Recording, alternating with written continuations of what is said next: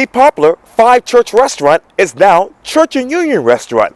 Today, I talk with the owner of 5StreetGroup, Patrick Whalen, for this edition of Quintin's Close-Ups. And if you haven't already, subscribe to my YouTube channel and like Quintin's Close-Ups on Facebook.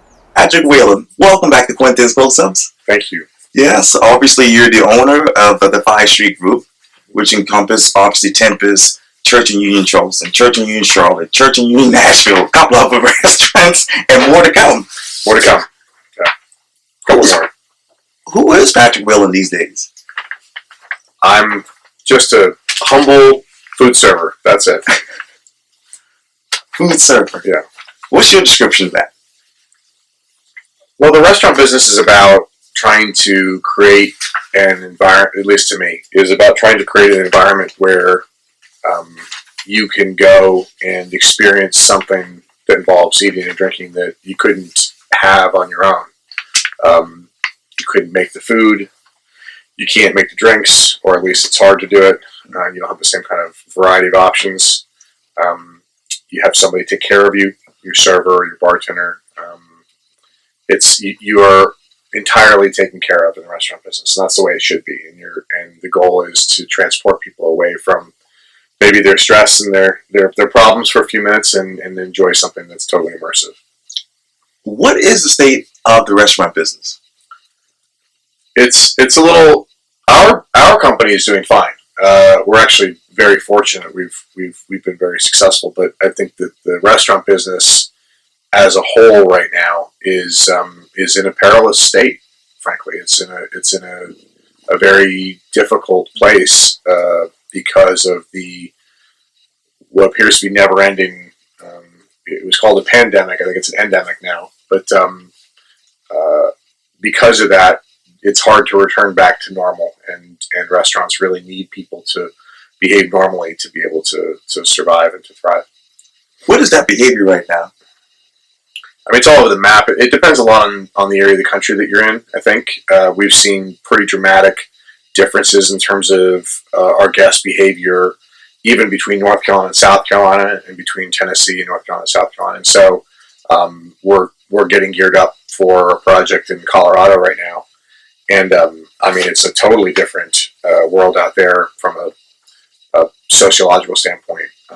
So it's hard to paint all restaurants and the behavior of our guests with one brush. That said, I think people are very ready to go back out to eat and to be able to escape their worries, which lots of people have lots of right now.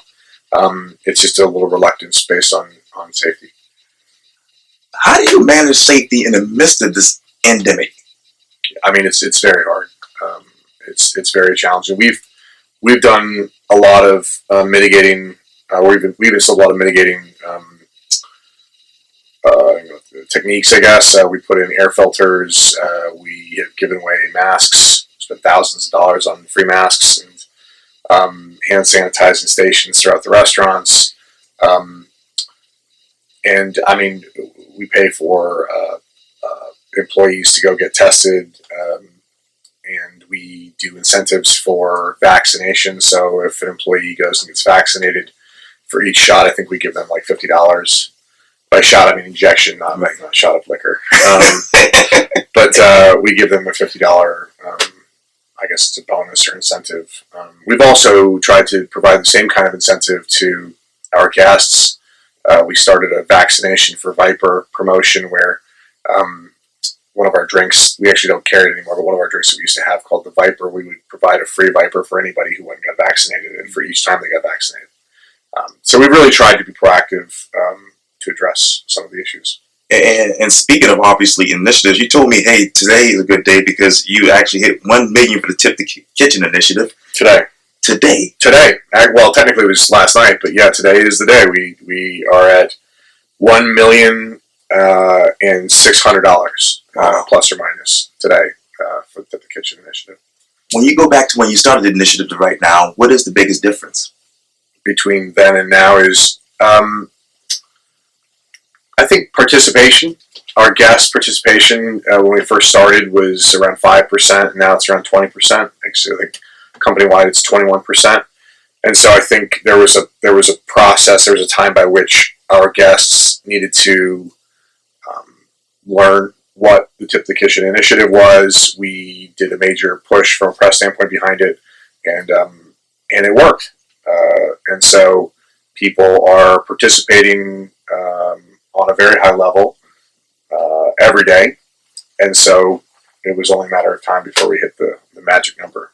And I look at it every day. I don't have it with me right now, but what exactly is this initiative? So the Tip the Kitchen initiative is first, it's an acknowledgement by myself and the ownership group that there was a substantial wage gap between the kitchen staff, the culinary team, and the front of house tip staff, where a server or a bartender might make $400 or $500 on a busy Saturday night.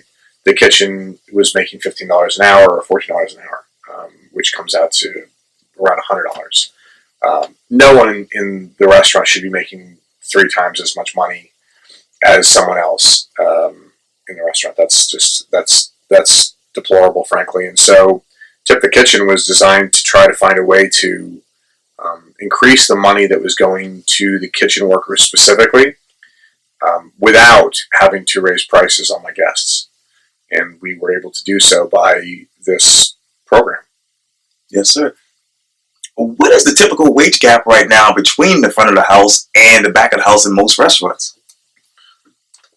That's hard to say because I think that I'm not sure what other restaurants are doing. I will say that using our restaurant as an example, let's take March 2019, right before the pandemic and before all this. And I would say that our kitchen staff, our top tier kitchen guy, who was making maybe $18 an hour at the time, if they worked an 8-hour shift, what is that? That's 80 plus. I mean, it's $120, $130. And the tipped employees would make on a busy shift, the top tier guys would make $500. So you're talking about 2.5 to 1 more money. And so what that creates is this sort of permeable tension that always exists between the front of the house and the back of the house, which in a high stress environment is going to exist anyways. But when there's people that are making exorbitantly more money than another part of the house, there's going to be resentment, there's going to be frustration, there's going to be anger, and it's righteous, frankly. I don't blame them for feeling that way. And so this was designed to try to narrow that and to minimize some of those frustrations. There's always going to be frustrations, but this is a stressful job. This is a stressful industry. But there's no excuse for having an operation where you are plugging people into a system that prioritizes one group over another systematically. What will that system look like 5-10 years from now? The Tip the Kitchen system? Yes, sir. I would imagine it'll look very similar to what we're doing right now. I hope that other restaurants will see the merit in what we're doing and consider it, because it's good for the business as a whole. It makes everybody more money. And by everybody, I mean the service staff too, believe it or not. It's sort of like crowdfunding. It's like crowdsourcing without having to be mandatory, and hopefully without the built-in feeling of obligation that you have a lot of times when you're leaving a gratuity at a restaurant. Yeah. What are those other frustrations when it comes to that tension between the front of the house and the back of the house with COVID? COVID. Imagine COVID is just being like gasoline poured on an already burning fire. The tensions already existed between the front. There was already some really serious issues, functionally speaking, in restaurants that were built into restaurants because of the way the businesses were structured. I'd say principally economically, but for other reasons as well. And so you add a pandemic and all the fear and sickness, stress, and in the restaurant business in particular, where we had to close and lay off our staff for a period of time, it just made everything a lot worse and a lot harder to deal with, frankly. Where were you emotionally when you had to do that? When I had to lay off my staff, pretty low. And in the midst of all of that, obviously you came back strong and you opened up Tempest and all these other restaurants. What was your secret? I didn't have a secret. It was just, what do they say? Necessity is the motherhood of invention. And so we didn't have a choice. We could either quit and the whole company collapse and all the fallout from that, or find a way through. And so every day we would, by we I mean I would, just keep checking our bank account and make sure we had enough money to get through to the next day. You start living a lot shorter term. I like to live long term. I like to think about what's going to happen 5 years from now, like you were asking a moment ago. But during COVID, especially in 2020, you couldn't live that way. Everything was so in the moment, and every decision was so critical to get through to the next day. So, how did you find your way to that? I've got an incredible team around me. We've got excellent management. We've got excellent staff. I have a wonderful family that has been nothing but supportive in spite of the fact that their fortunes were tied to mine. And honestly, Tip the Kitchen was really that was the saving grace for us, because when we had a chance to start doing revenue again, to start doing business again, late 2020 and especially 2021, and there is this sudden staffing crisis in the restaurant industry, we really didn't face that. We did very briefly, but for less than a month, and then we were staffed up at all of our restaurants because our teams were taken care of, in my opinion. What is that staffing crisis now? For us, we have not had one since March of 2021. We have not had any real staffing issues. Now, we've hired staff and we've had to let staff go and all the things that happen in the natural functionality of a restaurant, but we have not had the kind of problems that so many restaurants are struggling with right now, which is like, I can't even open on a Thursday or a Friday night because I don't have the staff to do it. Or I will open even though I shouldn't open, and I'll run it with a server and a line cook and do 150 covers and just make their lives miserable and have them set up for failure. We have not had to endure that really at all, thankfully. How did you do that? Because I thought about that. It was typically, I think we pay our team well. I mean, we started, we had a whole bunch of initiatives that I launched right when we got sort of over the hump of the pandemic, or at least phase one of the pandemic, which was in February and March of 2021, which is when Tip the Kitchen was sort of I don't even know what you invented, I guess. We also did a program where we raised the minimum wage for all of our staff to $15 an hour, no matter what. We would guarantee that for them. We did a discount for members of the military and their families, past, present, future.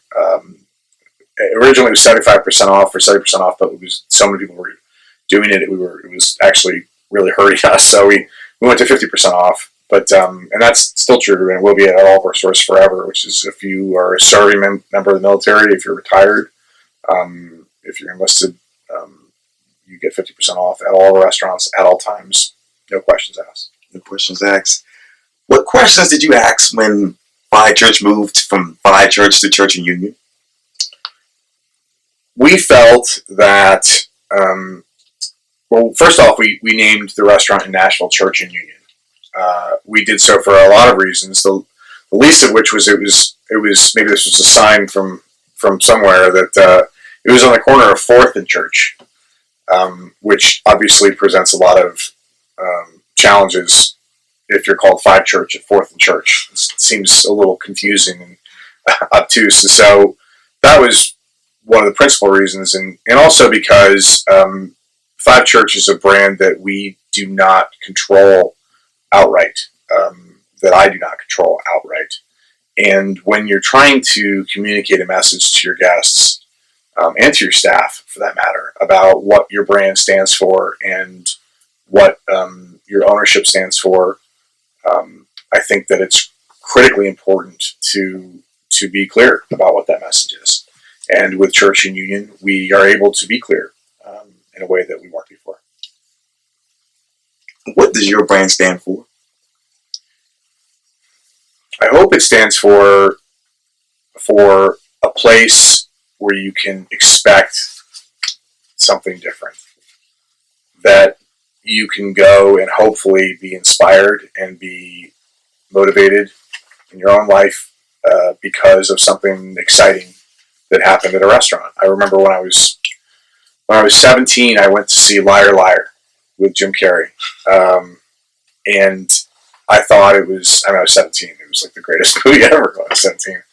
But he was so. There was no rules for him in that movie. It seemed like he could climb outside of the film and run around the theater. And the day after that, I decided I was going to run for student government in my high school because I was so inspired by his not the silliness necessarily, although it was funny, but his ability to make me feel a way that was good. And I believed that that's how I was wired. Now, I'm not funny like Jim Carrey, obviously, and but I wanted to have the same kind of impact on others. There's no greater gift, in my opinion, than to make someone else laugh or to bring somebody else joy or pleasure. And so that's what I wanted. And the way to do that was in a leadership position. What is your impact on us now? On our company? Yes, sir. You're a part of our company. That's right. Let me make that abundantly clear. I hope that myself and Jamie Lynch and Alejandro Torrio, the ownership group, can represent the restaurant business the right way. I think all three of us have had to work really hard and have made some mistakes to get to where we are right now. And anybody who says otherwise is full of it. And because of that, because of our willingness to be transparent about our lives in this industry and some of the problems that we faced, I think that helps fix some of the problems that we faced. I don't buy this this idea that this all happened because of luck or because good fortune or because I think that we are where we are because we worked really hard and because we overcame a lot of stuff that others did not, frankly. And we realize that gives us a platform to try to do something with. And I'd like to do something good. We would like to do something good. That's why Tip the Kitchen. That's why the military discount. That's why the $15 an hour. That's why we've initiated a lot of these programs, and we're going to continue to do so because we look at the industry that we love and we see some real drawbacks and some real flaws that discourage people from staying in this as a career, and we want to try to help fix those. What are those drawbacks right now? I mean, it's top to bottom. I mean,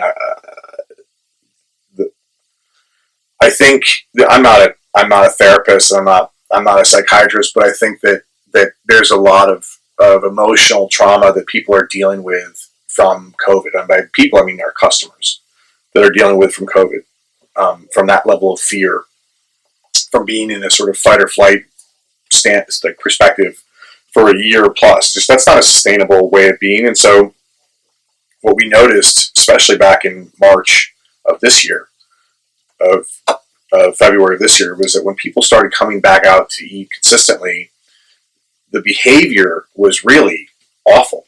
And I don't mean everyone, but if the normal percentage of people that behave like that is less than, let's say, 5%, I'd say it was more like 15 to 20%, which is a huge difference. And the staff feels that.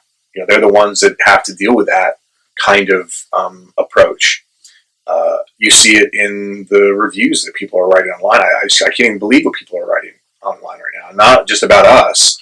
Our reviews are actually pretty good usually, but just in general, that there's just it's as if everyone wants things to be back to normal, and so they resent restaurants for showing their lack of normalcy. Whether they're short-staffed, not trained properly, they can't get product in because of shipping issues. Because something's broken and the restaurant can't afford to fix it, because the restaurants don't know how to enforce COVID policy properly. I mean, there's a million reasons why someone could be upset if they wanted to be, and I think that's happening with a lot of frequency right now. So it's making it hard for the people that count on this industry to stay in it, to survive. Right. Well, let me ask you this: what type of supply chain interruptions that is has your restaurant had to endure? I mean, if you can name it, and we've had it. There. I don't see it. Yeah, you should ask one of our chefs. I'll give you an example. So let's say there's a weekly order from one of our vendors. Let's use a big vendor like Cisco, for example. So let's say we put in a big order from Cisco, and we ordered, I don't know, 100 pounds of soap. That's ridiculous. 10 pounds of soap, right? Extra white soap that we use in the bathrooms all the time. The delivery comes in, and under normal circumstances, the delivery would come in, and the 10 pounds of soap that we ordered would be in the box, and we would go, and that would be that.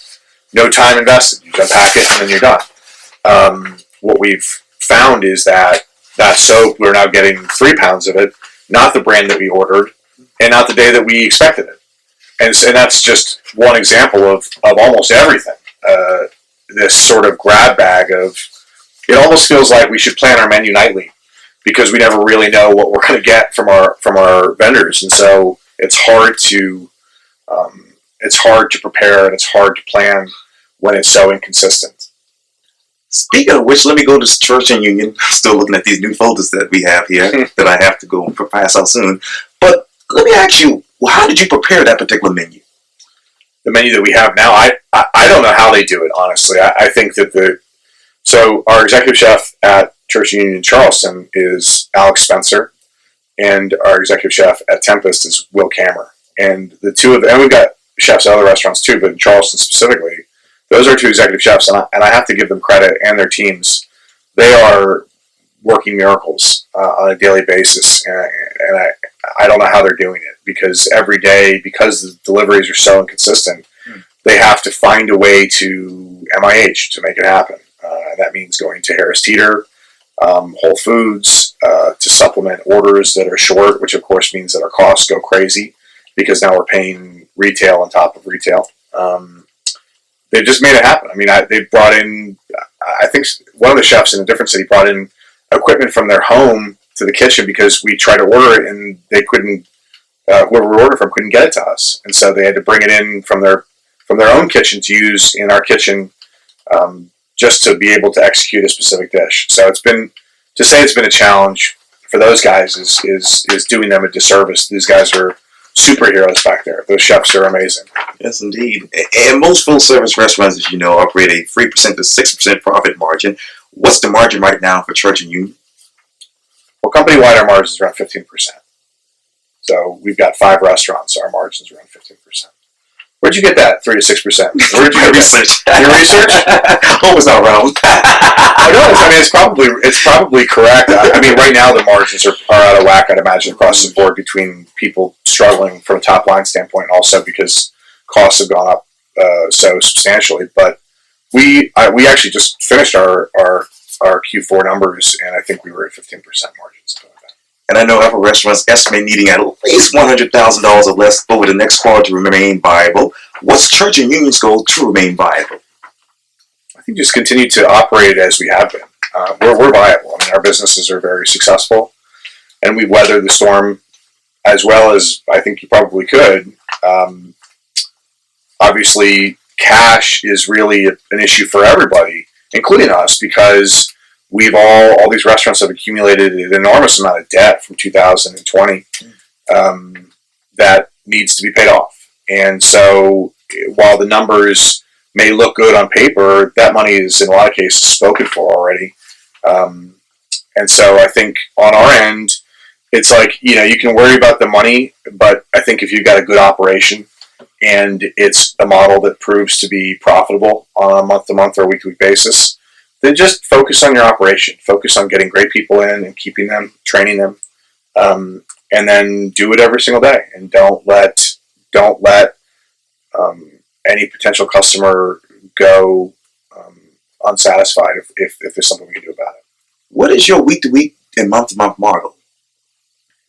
Model in what way?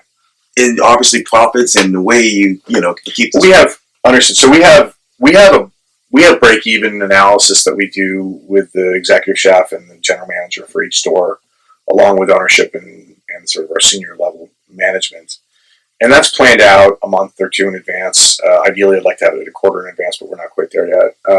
And the goal is to set a reasonable budget for your restaurant, 1 week at a time, a month at a time, and then hopefully hit those goals. And if you hit those goals and everyone's doing what they're supposed to do, then you know what the results are going to be. You know if you're going to be profitable, if you're not, or if you don't hit the numbers that you were expecting, you can go back and try to figure out where is the problem coming from. You can isolate it and hopefully address it.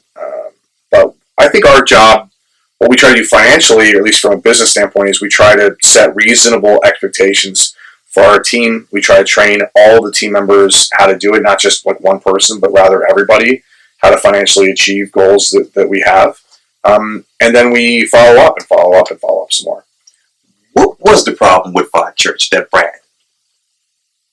With the brand? Yes, sir.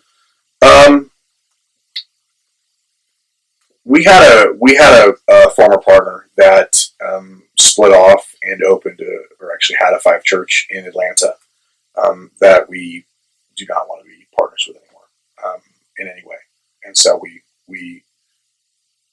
he has a right to control the brand to a certain extent, and so do I. And unfortunately, that's not how the brand, in my opinion, should be managed. It should be sort of one vision that we all agree on. And if we can't agree, then simply put, we shouldn't be sharing a brand. What did the retirement of Five Church do for you personally? It was a relief, frankly, because a lot of the reason why I got in the restaurant business in the first place is the ability to communicate message. Like I said before, I wanted to be Jim Carrey. I wanted to make people happy and to inspire and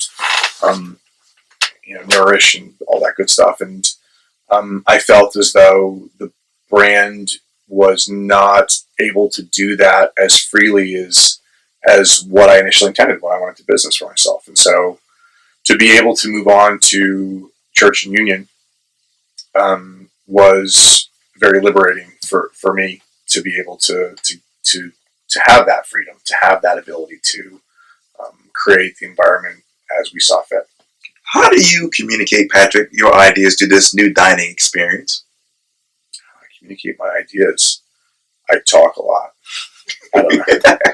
I think it's a lot to do with hiring really great people and then training them. And training doesn't mean showing them how to reboot the system or how to turn the volume up or down or turn the lights off or lock the door, but rather what our vision is for the kind of company that we want to run. What kind of people do we want working for us? What kind of experience do we want for our guests? Ironically, I've never really prioritized making every single dollar of profit physically possible, and yet we're more profitable than I'd say probably 95% of restaurants that exist, maybe more.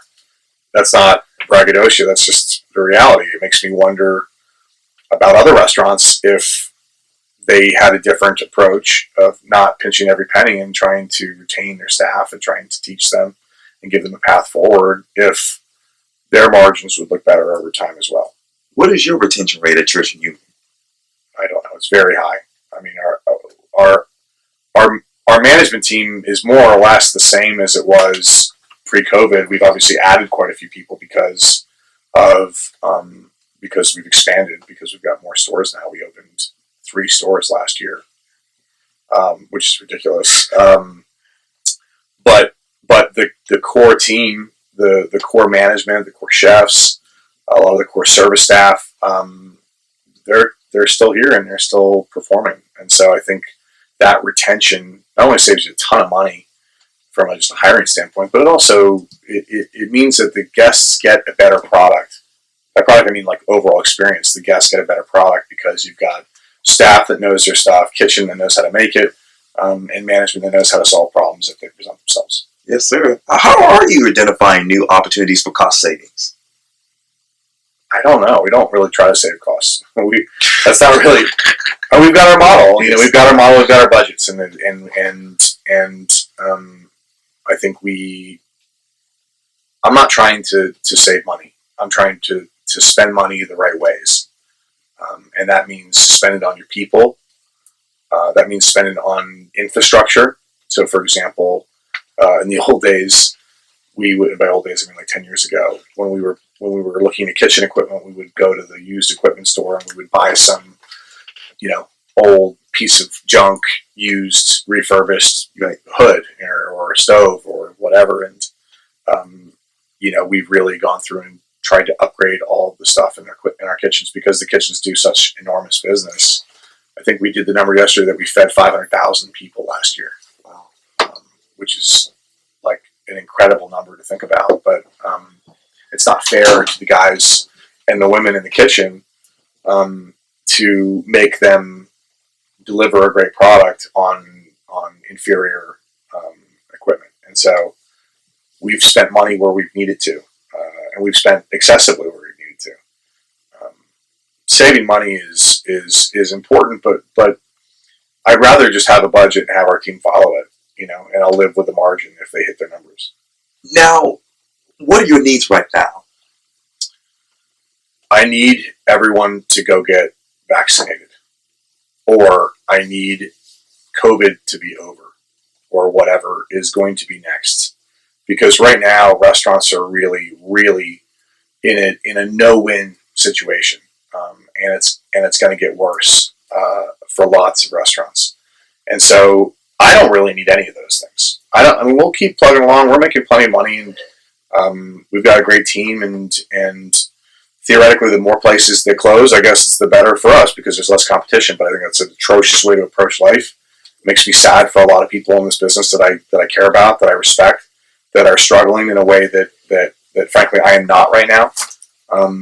And so what I need people to be a little bit more aware that they live in a community of other people, not just for themselves. How many of your employees have been vaccinated, and how many of your employees have actually been tested? Have been tested, I'd imagine probably everybody, including me. But I've been vaccinated, I'm not sure. The vast majority of them. I think there's a relatively small percentage that have not.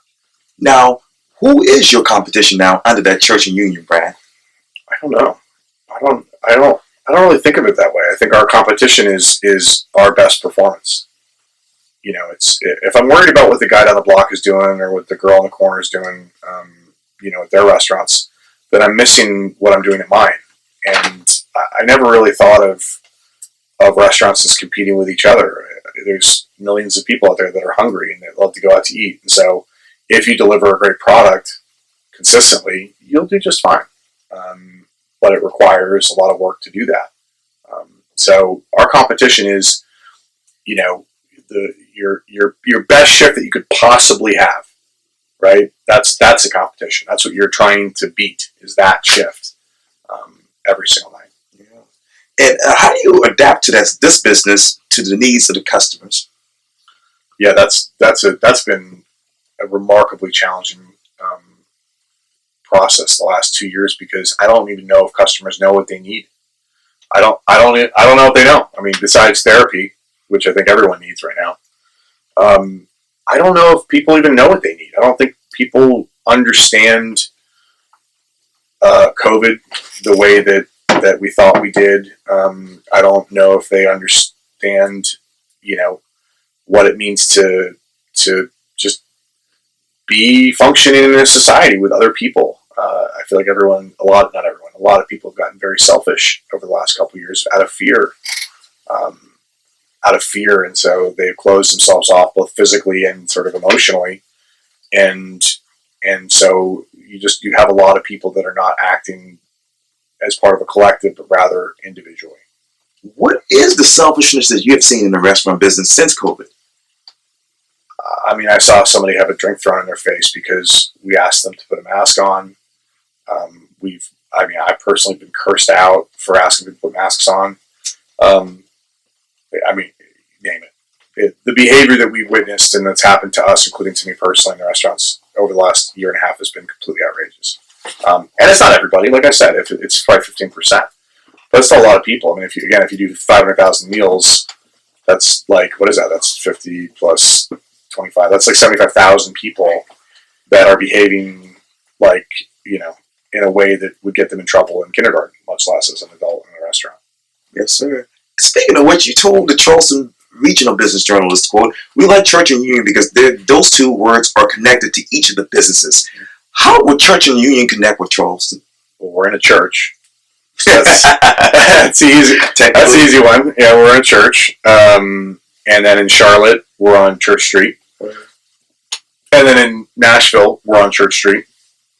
And in Denver, we're 2 blocks from Union Station. Right. So, I mean, I guess that limits what we're going to be able to do with that brand down the road. We're going to have to go find unions and churches all over the place. But I think that's interesting. It's an interesting component to the brand. It was not really on purpose, but it's fun that it works. And you all said this too, quote, church and union's menu selections have been curated by the executive chef Jamie Lynch, a sought-after chef based in Charlotte. What CU menu selections will be sought after here in Charleston? I don't know. I think they're still toying with what they want to do. I mean, we went to our chef and we said, you know, you can get rid of the lamb burger and you can get rid of the 60-second steak. Why does that make you sad that we I made a lot of people upset. Stay skinny, man. But the chefs, you would have thought it was their birthday and Christmas combined. I mean, they suddenly were able to take several dishes off the menu that I think they were all pretty tired of making and do kind of whatever they wanted, as long as it was great. And so I think they're still kind of playing with it. There is a burger, a CU burger that we're doing now, but I think Chef Alex and the rest of the Church and Union chefs are going to have a lot of fun coming up with some new stuff. Any salads? Yeah, we've got several new salads. Yeah. Yes, you want a salad? Yeah. Like a kale season. I'm sure we can work something out for you. Yeah. You know some people there. Yes. You also said this too, quote, our success has been a testament to the brand itself, our guests and the people that have been a part of its story. Who are the guests and people that have made the 5 Street Group obviously a success story? I mean, this is going to sound crazy. I'm saying this, but it's over 1 million people since we've opened. But it's the people that bought into the vision, whether they worked for us or they were guests of ours. It's people that I think saw what we were trying to do, even if we weren't always doing it, and we're excited about it, and we're on board with it. That's the magic of a business when it's working is that it becomes part of other people's lives too, not just yours. You know, when you have a new business and you're writing it down on a business model, nobody knows what it is. It's all in your head. And so to be able to share that with people, whether again they work for you or they don't, and for them to see the vision and to be excited about it and to buy into it and to come, you know, eat at your restaurant or even better to have their career and their livelihood staked on that vision is a very validating feeling. It makes me feel very proud that I've been able to share that with people, especially amongst the ownership group who were the original believers. Where do you tweak your business plan now under the new Church and Union brand? That's a good question. I don't know. I think it's for the same reason that I said the chefs are still at a place where they get to sort of play around with what the menu could be. I think we are approaching each new business and the existing businesses with the same kind of adaptability. Where 5 Church, I think, had a very specific design that was and is beautiful.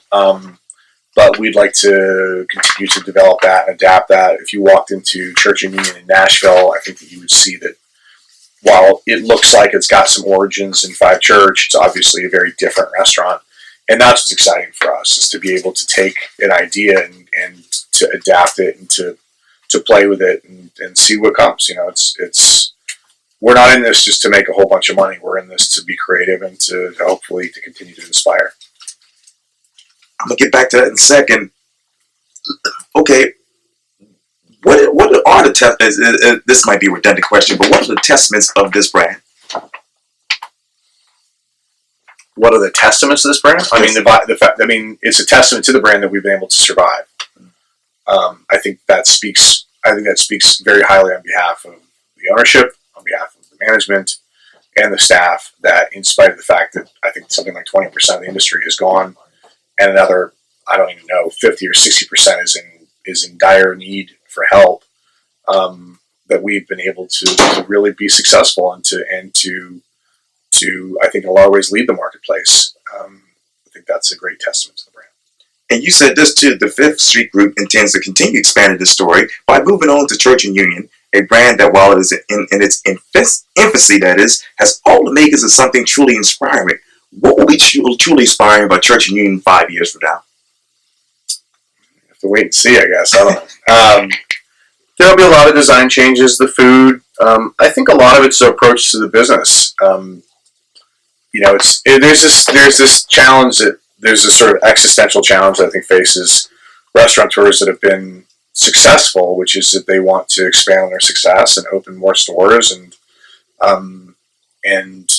the problem with that is that growth in the restaurant business does not always equate to better product. In fact, a lot of times it depreciates the value of the product because you don't have the people to be able to execute.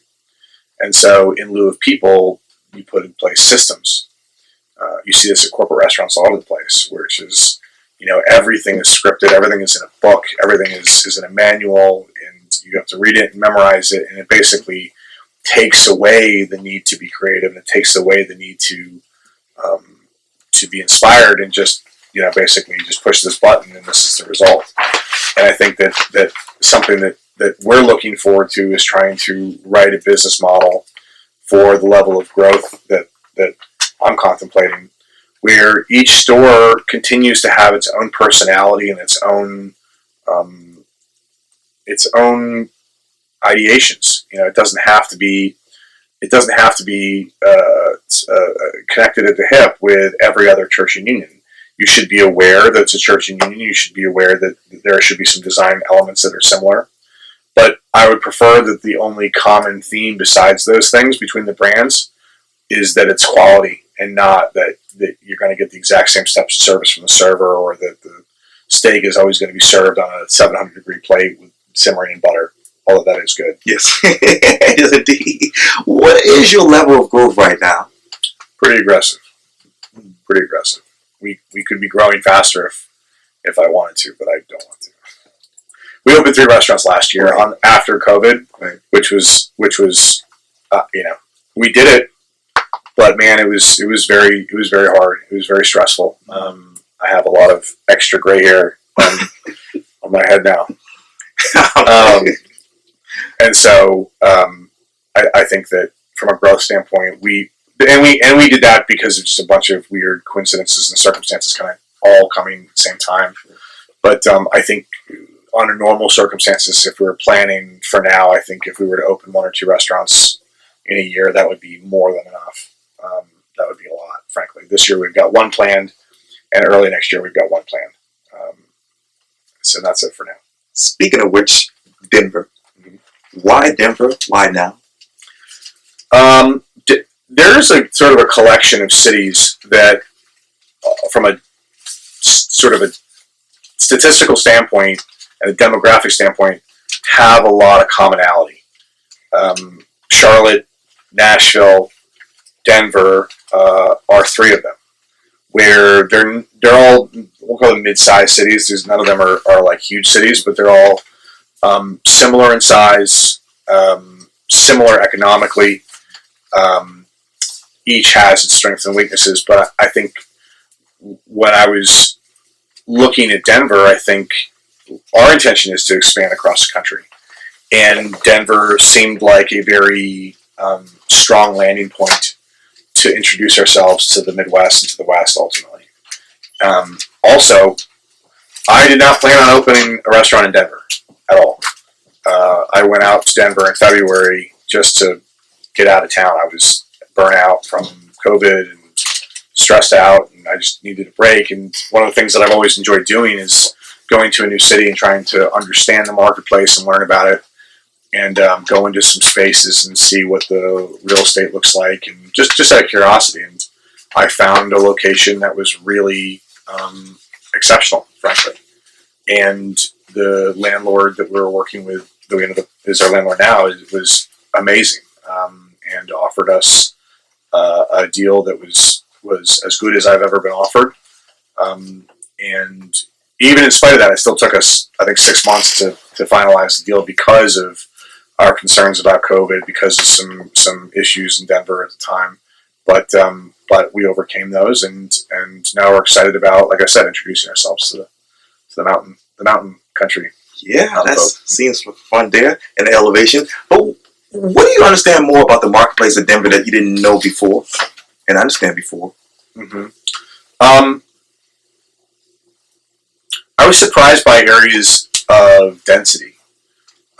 I'm from Charlotte originally, and only now does Charlotte have any kind of like real density, and it's the South End, where if you know the city, even uptown, I think at times really lacks density unless there's a sporting event. There's an area of Denver where we're going in that's just, it's surrounded by people all the time, and if given the opportunity to go someplace cool or tasty or fun, they will. And so I happened to find a location in this 115-year-old hotel that is right in the middle of it. It's you can see Union Station from our patio, and so I think that I don't know a whole lot more about it. I think that a lot of my thoughts about that marketplace were confirmed by visiting there and by doing market research. And what research did you do on Nashville before you made that decision to open there?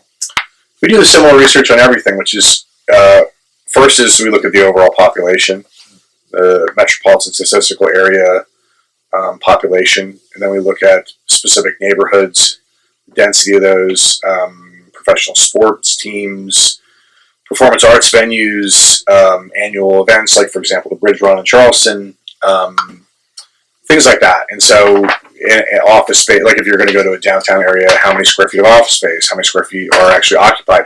You'd be amazed by what you can find by just calling the Chamber of Commerce, which is an amazing utility that so few people are even aware exists. And so I think that doing that work gives us the roadmap, and then actually going there and walking the street and just walking around and seeing where the people are, what they're looking for, and what's popular, what's not. That tells you a lot. You learn a lot just by wearing some leather off your shoes. Yes. And now you have all of these restaurants, Church and Union, you have Tempest, you have a number of restaurants on the way, as I mentioned. Which one of these restaurants describes you? I think each restaurant is a little piece of me and the rest of the ownership group. I think each one has our fingerprints on it in a way that if you look hard enough, you can see it. If you're asking me, are you asking what my favorite restaurant is? Is that what you're really getting at? You're on the way there, yeah. Church Union Charleston's my favorite restaurant. The one here, it's in a 100-year-old church. There's just nothing like it. And I'm not saying to pander because I live here or because we're in Charleston, but I just, it takes your breath away when you walk inside. It's an absolutely awe-inspiring space. No, that's really amazing. I wish our kitchen was twice as big, and I'm sure Chef Alex would agree with me. Yes, indeed. Well, Patrick Whalen of Church and Union, and obviously the 5 Street Group, thank you for your time, and welcome back to Quintin's Close-Ups. Thank you, Quintin. Great to see you as always. Likewise. Yes.